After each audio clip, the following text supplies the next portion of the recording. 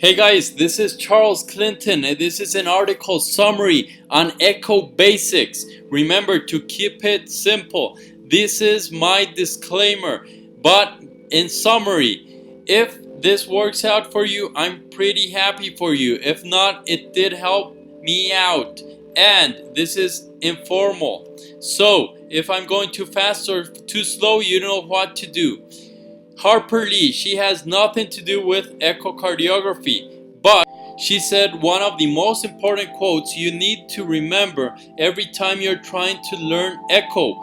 Everybody's gotta learn. Nobody's born knowing. So don't treat yourself too hard on this, because this is a new mountain and it's a steep and long mountain, and you won't learn if you don't think of the little step-by-step improvement. So she wrote To Kill a Mockingbird. Great book. I highly recommend it. This is the summary of what we're going to talk about, and this is the article. It's a great article. I want to congratulate King Saud University and the doctors Mohammed, Arifi, and Omran for their great work. Do not underestimate the basics, and you'll never master what you can't understand. So the history in the 1920s. What if we could see through sound? In the 50s, Edler and Hertz bring this to life with M-mode, seeing the mitral valve movement. In the 50s, we also see the development of 2D echo and transesophageal echo. In the 60s, we see the initiation of contrast echo. Bohm in Rotterdam does the first real-time 2D echo, which revolutionized echo, and also comes pulse wave echo in the late 60s. Now we are seeing quantum leaps. So here we have Edler and Hertz about with their big box, which was the M-mode transmitter and receiver. What are we talking about when we talk about echo? We're talking about ultrasonography. Then here we can see the different sound waves.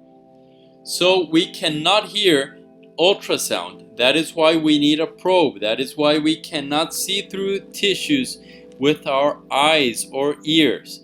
Okay, so more than 20 kilohertz is ultrasound range.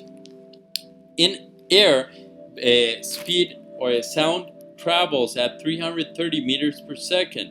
In air, 1540 meters per second. Remember that air has pretty dispersed particles, and the heart has pretty compact packaging of particles as liquids. So the piezoelectric effects was discovered in 1880 by two French scientists which were brothers, Jacques and Pierre Curie, and they basically found that crystals, when applying pressure, could oscillate, and this was known as the piezoelectric effect. Then came the inverse piezoelectric effect, which was that receiving some certain waves, these crystals could oscillate. This could be converted into electricity, and this could be received by a transducer. So this is the piezoelectric and inverse piezoelectric effect, and this is what your ultrasound probe has on the tip below the gray texture. This is the ultrasound wave. Here you can see that it travels in a straight line and it oscillates. It has compression, which are those positive deflections, and rarefaction, which are the negative ones. These are the different properties of sound. What is dependent only on the sound source? The frequency, period, amplitude, and intensity. What depends only on the medium? The propagation velocity. And what depends on both? The sound, the wavelength. Okay, so we'll talk about these on the next slide. Here we can see in blue that frequency is cycles per second or per minute. demonstrated in hertz or megahertz. It is inverse, it is proportional to resolution, and it is inversely proportional to penetration. So the example here is that for a newborn baby, you have very thin tissues, and you could use high frequencies because you don't have to penetrate that tissue that much. For an obese patient, 120 kilograms and 1 meter 60 of height, you need less frequency and more penetration. What is the period? The period is that amplitude. No, period is the time for one cycle. Then it's like an S looking downwards. What is the amplitude? It's the deflection going upwards or downwards. How much? Expressed in watts, microwatts, or decibels. And the intensity is this energy divided by area. Amplitude and intensity talk about the strength of the beam. Velocity is a relationship which is the multiplication of the frequency times the wavelength. These are the different applications of ultrasonography and cardiology. The A mode is now obsolete. It is mainly used in ophthalmology and to assess the optic nerve. As you can see, what it showed us was how much it took a ultrasound wave to come back, to go and come back to the transducer, and it just talked about time. Basically, this wasn't two-dimensional. Then came the B mode, which is bidimensional. Why? Because it can talk to you about the depth, which is demonstrated by the time it takes the wave to come back to the ultrasound, and it can talk to you about laterality, or how position on a sideways manner. Okay, so it talks to you of two dimensions. Then comes the M mode. The M mode talks about motion, and it has a pretty high frequency, up to 1000 cycles per second. It is the instrument with the most temporal resolution in cardiology, and probably in most areas known to man. Why? Because it's just one single beam, and you are just sending one beam. If you just send one beam, you can concentrate your all the capacity on sending and receiving this beam the fastest you can. It's not that much information to process, so you can increase the frequency. Here you can see pulse wave Doppler, which is the basics of creating images and knowing the spatial relationships. There is also continuous wave, which is a transducer sending and receiving without stopping, but with this there is no form of knowing the spatial relationships between structures correctly, because you don't give enough time for the wave to come back before sending another wave. Remember that if you want to know depth, or you want to know where an object is, you need to send a wave, know how much it takes for it to go and come back, and you also need to process all this information. Okay, so this is the basics of 2D echocardiography. And for example, color Doppler is a variation of the pulse wave technique. Here we have the representation in this pyramid with a semicircle in the bottom. Is showing us how the wave hits an object and creates an image.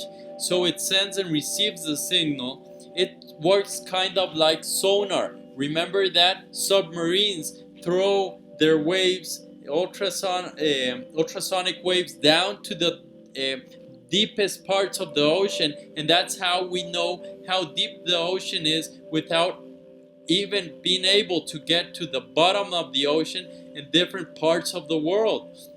So there's a time delay. This time delay talks to you about depth, and the intensity of the reflection generates a shade of gray, which can also help us sharpen these images. The bats in the animal kingdom, the bat uses this, and also the whales, for example. Then we have another topic or concept, which is frames per second. This is how many times we are looking at this image per second.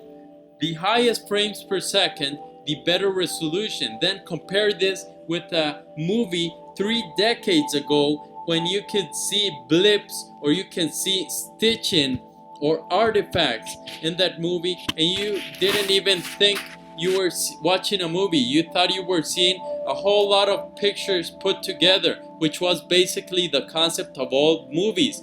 But nowadays, the frames per second are so high that you cannot differ these motion artifacts, because we know that, for example, echocardiography nowadays can reach up to 50 frames per second. So if look at this bus moving.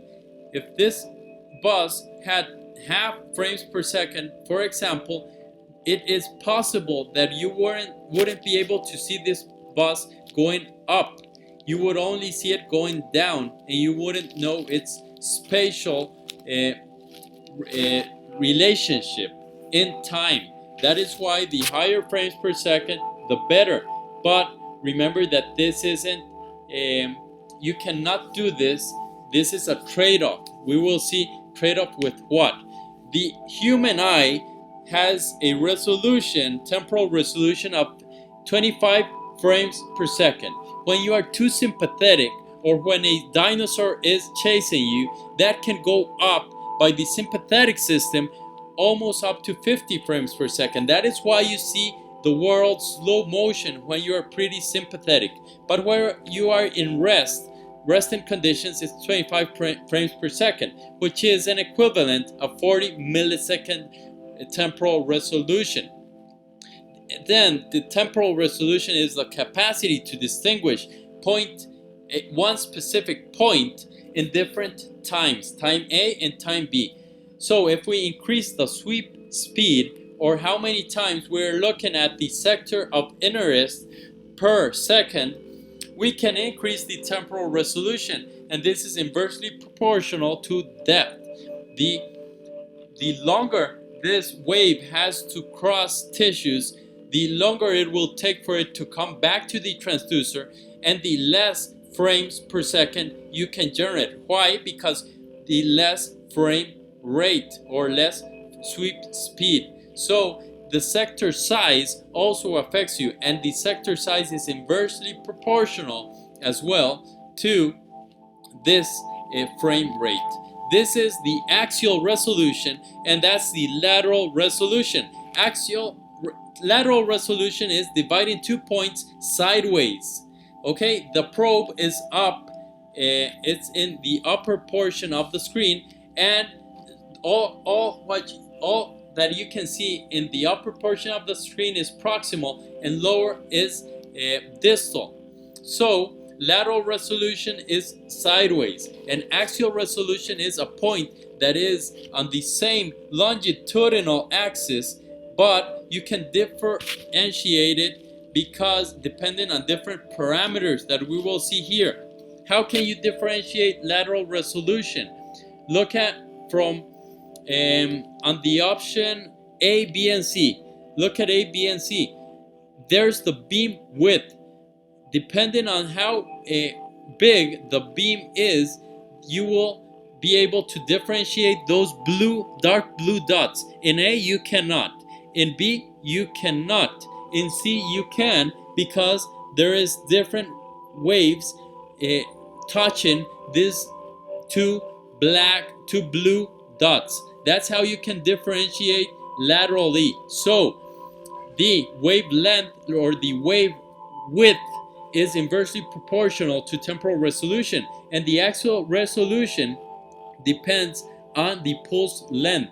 Remember that these waves are thrown at different times, and I have to stop this video because it's 15 minutes.